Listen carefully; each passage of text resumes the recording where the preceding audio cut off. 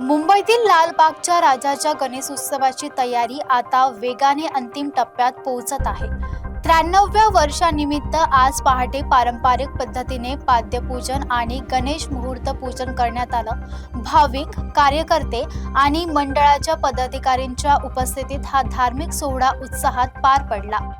मुंबईच्या लालबाग परिसरातील सर्वांच्या श्रद्धास्थान असलेल्या लालबागच्या राजाच्या गणेशोत्सवाची अधिकृत सुरुवात आज पाद्यपूजनाने झाली आहे. लालबाग राजा सार्वजनिक गणेशोत्सव मंडळाच्या 93व्या वर्षानिमित्त हा सोहळा पहाटे मोठ्या भक्तिमय वातावरणात पार पडला.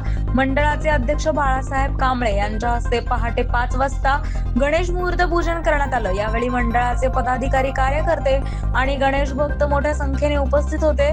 तसेच मंडळाचे खजिनदार मंगेश दळवी यांच्या हस्ते पावती पुस्तकांचंही विधिवत पूजन करण्यात आलं. या पूजन सोहळ्यामुळे गणेशोत्सवाच्या तयारीला अधिकृत सुरुवात झाली असून यंदाही लालबागच्या राजाच्या दर्शनासाठी लाखो भाविक उपस्थित राहण्याची अपेक्षा आता व्यक्त केली जाते.